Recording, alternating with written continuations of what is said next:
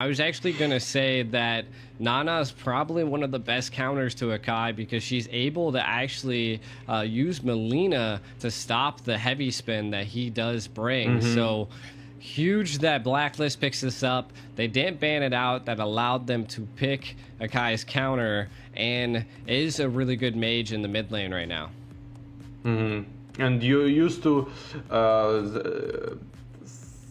freeze from Aurora could interrupt Akai ultimate as well, but now Aurora is reworked and I don't even know is it available. Yeah, I think maybe a Vexana could be a good go here for the side of Fireflux. I kind of liked your take on that earlier. No, but Vexana. We'll see. They're definitely pending on the take. I don't know. I still think. Oh, the jungle. What? Lunox jungle? Yes. I don't even know. Yeah. Explain Barats and roam Ruby and the jungle Lunox. I guess that's what we're seeing here, and that's good. Just like you saw, they in the draft they couldn't predict. So yeah, I like the Aurora pick. Finally, we're gonna see an Aurora. Pretty strong hero. Rework is insanely strong. Yeah, you were just bringing her up. I mean, her CCs are phenomenal, and I think that's why they're picking the Lunox as well. Paired with the CCs, I think the Lunox burst damage will bring out quite a bit in the side of Fireflux, and I think that's kind of something they needed. Ooh, a Tigreal being picked up by Blacklist International, though. Again, a very technical tank. Gonna have to utilize those implosions on big team fights, and I think that's what Fireflux was kind of building for, is to counter the Claude in team fights. But we'll see. I think it all comes down to synergy, strategy, and skill. Yeah, just like you said, it's so hard to catch the Claude. Like good Claude player never going to be catched. It's so hard to put him down. Even if Divine Judgment is it is a factor, but now he just gonna not initiate with Claude. His team initiate, and he gonna wait for the good opportunity to join the fight. It's not like Kaza secures counter for Claude. That is true, but we're going to be jumping into game one here. Blacklist International going against Fireflux. Who can be the winner of the first round of Group C of these two teams? We can already see, I kind of wanted to see, you are right here. We have that Lunox into the roam position, the Barats into the EXP, and it does look like we see a little bit of an invade. Tig might be in a little bit of trouble here.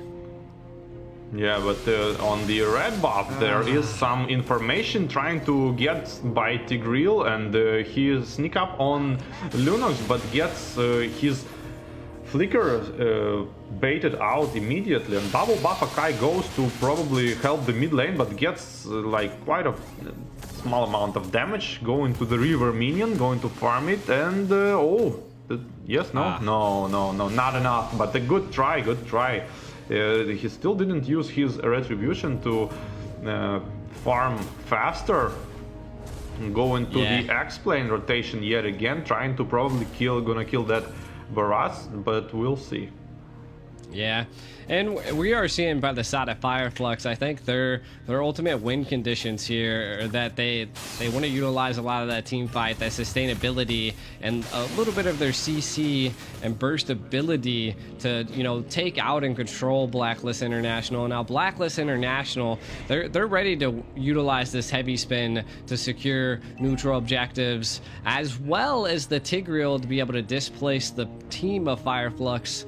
And again, Nana is going to be an absolute menace. I think we're going to have to watch out for her. Passive is just a lot to deal with. Yeah, I would wanted to credit the second skill of Ruby here. Absolutely, concealing first skill of Akai didn't even connect. So wow, that's such a great reaction. Akai tried to, in my opinion, go for a Ruby kill there, but was denied. It was denied. We do see a little bit of a final slash happen. Ruby come in. The Daytona welcomed connects. Stuns 2 against the wall for Blacklist International.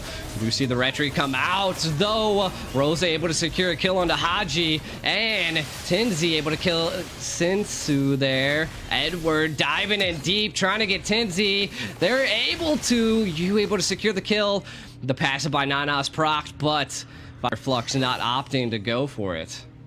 Yeah, but a good impact from Lunox there, full light ultimate, and the Edward gets picked off. On top of that, being greedy with trying to go for the lane and farm some more minions instead of going to the base, lose some minions but not feeding. Eventually, he is going to lose a lot of minions. It's true. I mean, that was definitely quite the fight there. Again, I think Fireflux definitely coming out on top. 3 kills and the gold lead there. Kind of taking a look at some of the items. Not too much to talk about here. I mean, we've seen a little bit of physical defense being picked up by both Arlott and Barat at this point. So they're trying to sustain each other in their lane.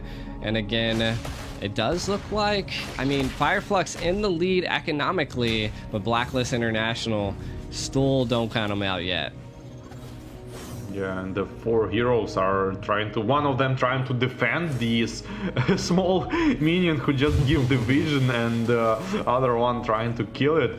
And good start from Fireflux Esports. I mean, Lunox might be a big deal here because she's gonna melt the front lane. I mean, you cannot build any items to kind of tank her. You need to like more of kill her instead of like tanking her.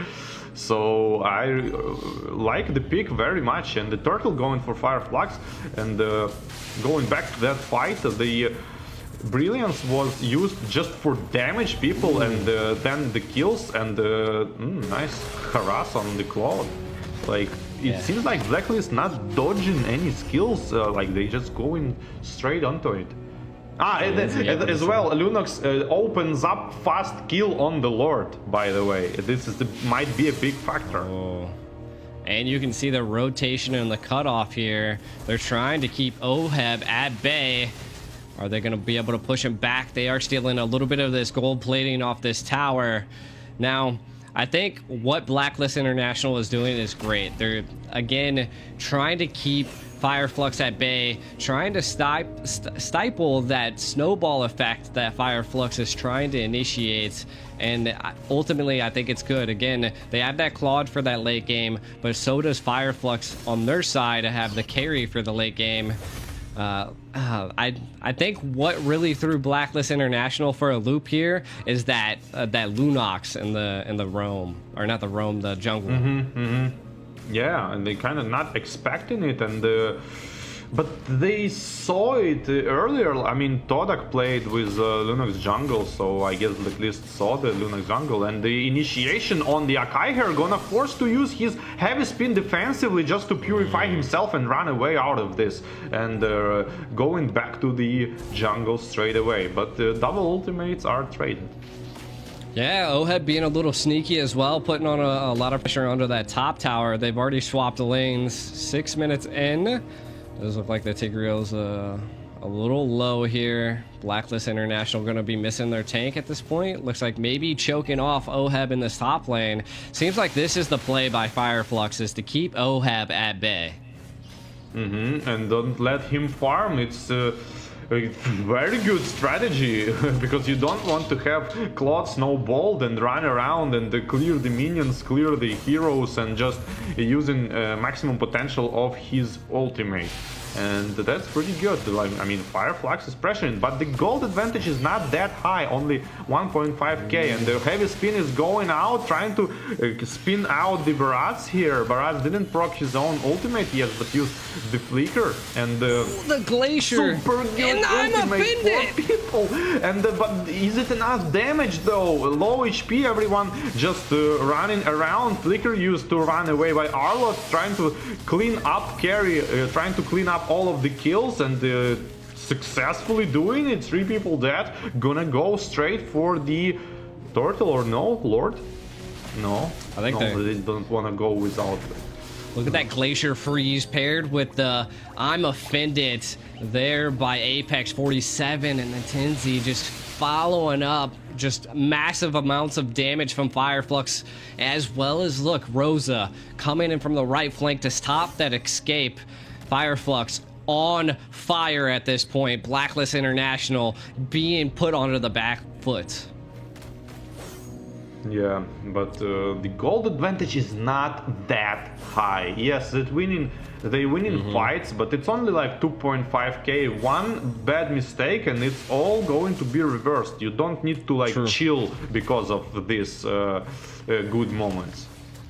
It is true. Again, both teams have that late game security. The Claude can pop off at any point. Oheb, no deaths yet, and if you can keep that up, I do think that is the winning factor that Blacklist International has. Now, Fireflux, they just got to keep this pressure up, you know, utilizing that I'm Offended, baiting out those heavy spins, and stopping it. Edward getting caught by the Tonos. Welcome straight into all of Fireflux there. The heavy spin to kind of zone them out to hopefully save Edward's life. The 5-0 slash comes out. Rosa, though, able to take out Edward. We do see a little bit of an implosion here as Apex are able to secure the kill onto you. Now gonna allow them to zone out Blacklist International and take that mid turret. Yeah, and Tigreal was trying to CC here. The Lunox successfully did it, but no follow-up, absolutely not. And Black Ultimate going in and almost killing him, zoning out of the turret, and wow, the three turrets gonna fall now. Two of them are full, and the Lord in 65 seconds probably shouldn't even farm the turtle earlier, because now they would go straight for the Lord. Yeah, I mean, Fireflux, they're on a snowball. They got to keep this pressure heavy on Blacklist International. That, I believe that's their win condition, is just to keep this momentum going, and we'll see that tide that they're bringing clash against Blacklist International. Now, Blacklist, they're trying to fight back. You see what they're doing here. A little bit of a play, flicker and an implosion coming in. Not having to utilize that heavy spin just yet, but Fireflux fighting back. Oheb taking the turret. We do see you able to secure the kill on the alien. I'm telling you, she just brings that damage for Barbie. Yeah, the damage is there. Oheb is 201. It means he have a lot of gold here, and the damage was there. But like Lunox could actually use the brilliance prematurely when she saw the Tigreal going in. I mean, kind of predictable. So maybe they are, I mean, Fireflux already like chilling. We'll see. Yeah. I mean, they're definitely feeling it out. I feel like Blacklist International kind of needs to catch Rosa off guard. But again, if Rosa doesn't make any mistakes, then that could be tough for Blacklist International. We're going to be probably seeing a little bit of a Lord dance here. Heavy spin still available. Pretty much everything on both teams besides Haji's flicker is down, and you can kind of see the placement of him. He's in that back line waiting for something to come out. I mean, he has his implosion ready, but Apex finds him out. Haji now being displaced all alone on the right side. Lord is reset though. Yeah, the Lord dance is continuing. Top lane is being pushed by the Blacklist minions. Yeah, I want to say, a little bit of a final slash and a heavy spin onto Apex. Oh, the ult is wasted on the Claude prematurely. Yeah. And the flicker and the passive just jumped out. Was trying to finish the Ruby here. It might open the window for the Lord here for Fireflux, but it's too early to make a call. And the ultimate is going in. They're going in from the Lord burst, but the retribution of the Akai jumped in and still the Lord. 2 people down, 3 people down from Fireflux impunity, and the counter attack from the Fireflux carry going in, but the tanky build is not doing enough damage, but it's going to be enough. Sunshine! But the movement speed is insane. They're gonna finish him off, maybe. No ultimate on Nana though. Nobody is going to counter, but the low damage so low. Tanky build, but yeah, finish off the Arlot, but the Aurora is dead on the other hand. I don't know, was it worth it? It was crazy. I mean, we can kind of look at this. Haji trying to utilize the implosion before he dies, but Sunshine not letting up on the pressure as Edward utilizes that final slash coming up right here, swoops both of them in, able to secure the kill onto Rosa. Was huge for Blacklist International in that team fight. They made it out on top, right? They got the Lord. Both teams lost 4 players, but again, they were able to secure the Lord, so that was the breathing room that Blacklist needed. Yeah, that's for sure. And Mega Minions is still in the mid lane. You can kind of try to work on them, but no risks here taken from the Blacklist. Just safely go back, even though Mega Minions, you can try to push something, not risking anything, just farm a little bit this 2.5 gold gap, trying to close it, and eventually might go to the turret here. Heavy Spinner going on to the Baratsu, who could use his own ultimate on the opposite team, but didn't result him surviving. It is true. Now, I mean, we are seeing that heavy pressure being put down onto the map now on Fireflux. Fireflux a little bit onto the back line. Sensu a little overextended, but no problem. Just getting that vision of final slash onto Apex. Blacklist International not opting to go for that take yet. Edward utilizing that final slash. It does have a pretty fast cooldown, so I get it, but I think Blacklist could have got a little aggressive there.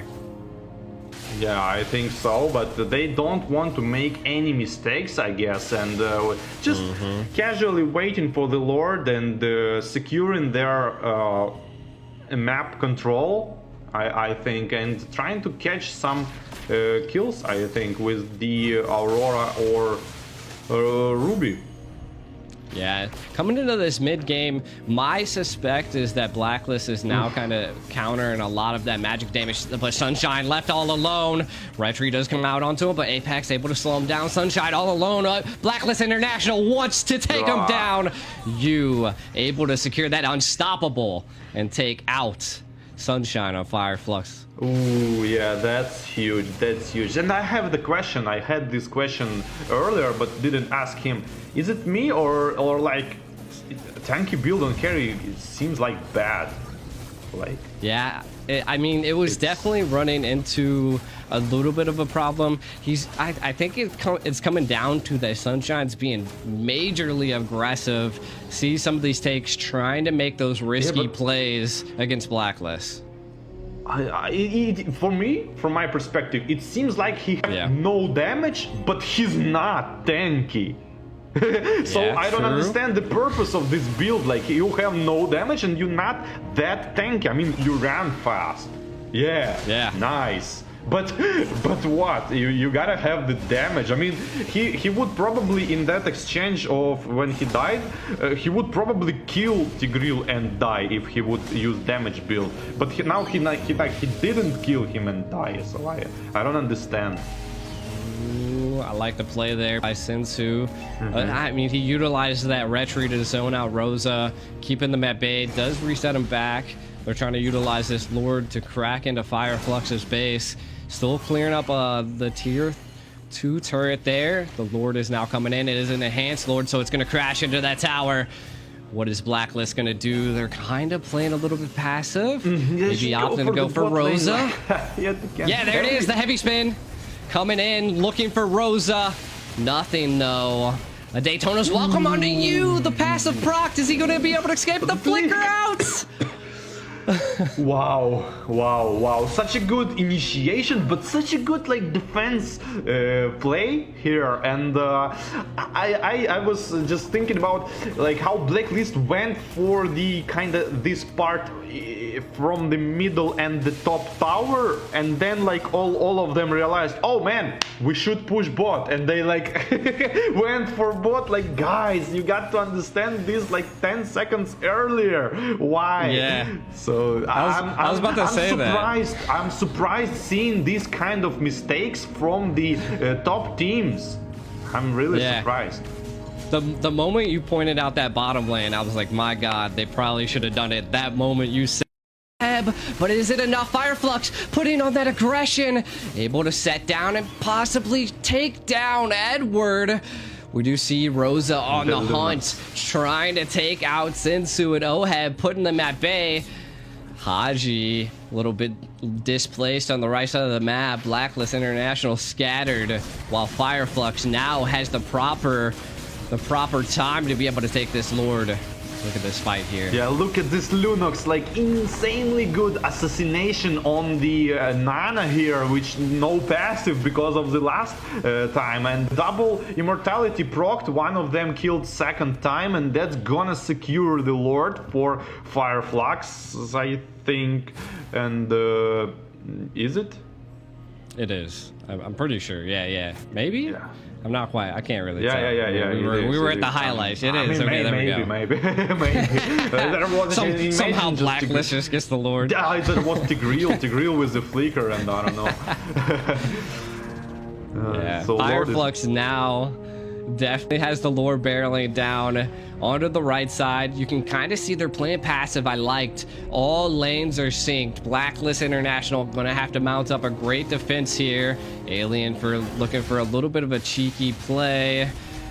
Lord crashing down, all towers being pressured.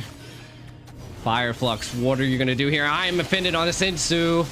None yet. A final selection, an implosion on the 4-5, and Fireflux with a blazing duet into the back line of Fireflux. Fireflux now on the retreat as Blacklist International applying heavy pressure. 3 have fallen, 4 have fallen. It's all up to Sunshine at this point. What a play by Blacklist International, giving it up to Haji. That implosion was nasty, securing 4 deaths on a Fireflux. Sunshine left all alone. The Molina Blitz to be able to secure the kill. Man. You, Blacklist International, going to push in this final tower, and it looks like they're gonna win the game here, War Barbie. Oh man, that's insanely huge. Like, but Wow. just the second I just thought, like, what are you waiting, guys? Like, I mean pressure the enemy, attack somehow, like at least some damage, and then they didn't, and they immediately get a huge counterattack. Match 2 of Group C, Blacklist International versus Fireflux. Blacklist coming out with a crazy play there in the end. The Lord barely down on their side. All lanes being pressured. Just when they're pushed back against the wall.